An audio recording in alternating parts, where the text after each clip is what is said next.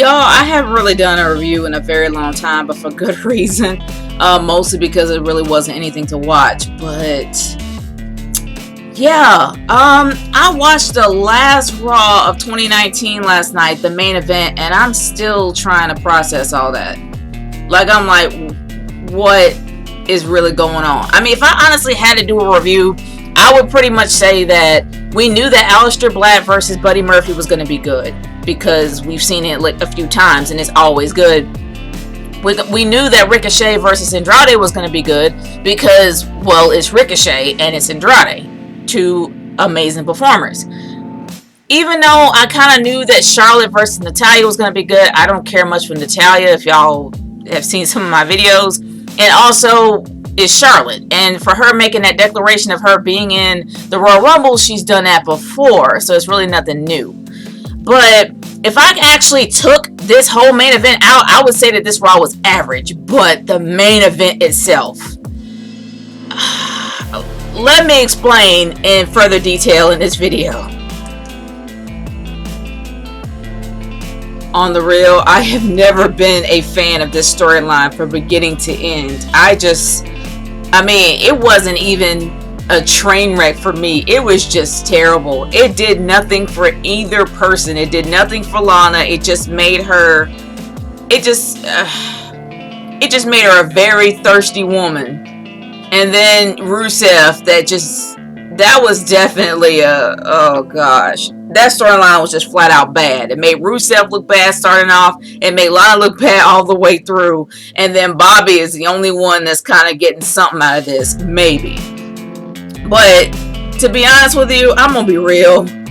As big of a train wreck as that storyline was last night, I actually did enjoy myself. I really thought, I could not stop laughing. I couldn't stop, like, I was in shock. Like, what is really happening here? What is going on? Like, that was strictly 100% a WTF moment. Just straight up watching this entire thing. And I mean, I'm not gonna lie. It was a huge. I mean, I couldn't stop laughing. Like, I was really legit entertained by this. I'm not sucked in by the storyline by any means. I'm not saying, oh no, it's the best thing ever now. No, I still think it's ridiculous and it needs to die.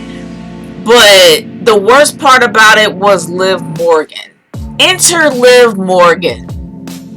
Honestly, for everyone that's been waiting for Liv Morgan to make her return to the main roster, we thought she was going to be dark. We thought she was going to be a part of the Wyatt family. Or not the Wyatt family, but at least a part of Bray Wyatt's new family.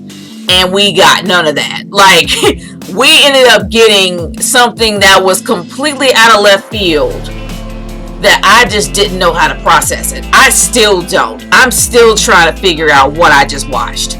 Seriously. And I'm like, why? It kind of took away from the Rusev beatdown at the end. Because, I mean, I'm going to be real. People were waiting for Rusev to literally beat the crap out of Bobby Lashley after everything he did.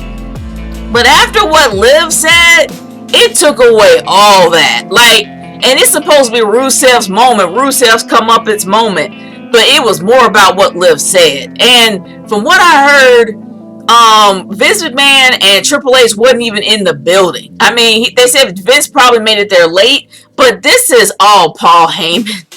This disaster is all Paul Heyman. And I don't think Kevin Dunn was there. This was all 100% Paul. And it was bad. And now I actually saw on Twitter, that Katie Vick was trending after that. I'm like, if people are making comparisons to Katie Vick and this, no. Katie Vick was a storyline that nobody wanted to mention. That nobody wanted to talk about. So, no.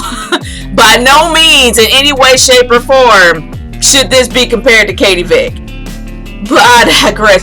Even Lana's moment when she got trashed by Cake. Again. Like, this is the second time she got hit by Cake. That wasn't satisfying. I did not know how to digest this. This was the last Raw of 2019. And this is going to be in people's heads. I'm speechless, man. I'm speechless. I'm not going to say the entire episode was trash. No, I'm not going to say that. I'm just going to say it was average. But that ending though, they went over the top when it came to that wedding though. But in my humble opinion, and I've even spoken about this to my friends, I think they're gonna renege on the deal. I think that they're going to go back and be like, oh no, that's not true. They're gonna pull a Billy and Chuck. I think they're gonna pull a Billy and Chuck. She's like, oh no, you think I like her? Oh no, I can't stand her. You know, I did that just to get under her skin. I would not be surprised if that's what Liv Morgan's gonna do next week. I wouldn't be shocked at all if that's what she's gonna do next week. But I think that after all it's kind of split in half on Twitter. It's like there are people that love the train wreck, and then there are people that are mad because, of course, LGBT representation. They're mad because of the fact that they could have used Sonya Deville, which made sense because Sonya Deville is actually a lesbian, and she came out as a lesbian. She's been pushing a lesbian angle on SmackDown for a long time, only for it to be rejected. But then you use it for Liv Morgan. Now, I'm not a social justice warrior by any means. I am definitely not a feminist by any means. But in this case, it makes no sense. It should have been more organic. It shouldn't have been just for shock value, in my opinion. Because the storyline itself was already shocking. You had that. So, it didn't make any sense to make Liv gay. If she's bi or if she's gay, fine. But, I mean, I have no idea if she is or not. But for this storyline, it made no sense. Especially when you have an actual openly gay wrestler on your roster. And I know she's on SmackDown. I get it. But the fact is, why did you reject her, but then you accept Liv? It just didn't make any sense. The whole thing was a complete chaotic mess. And I understand that people are mad because it just feels like they kind of rejected Sonya Deville, but then gave that whole angle to Liv. I understand they're mad, especially if you happen to be a lesbian or if you are gay. I understand that you would be mad at that. But let's be honest. Would you really want Sonya Deville to be in a storyline like that, the one that Lana's in? Nah, Sonya Deville deserves way better. And even though the whole Mandy and Sonya Deville thing, to be honest with you, it would make more sense because they were friends for a long time. And if Sonya developed a crush on Mandy, at least it'll be organic story-wise. But in this case with Liv, it just made no sense. And in my opinion, it kind of taken away from what the storyline was supposed to be. Retribution for Rusev. Or at least, it's pretty much retribution for Rusev. And I feel like that the whole angle that Liv Morgan did took away from all that.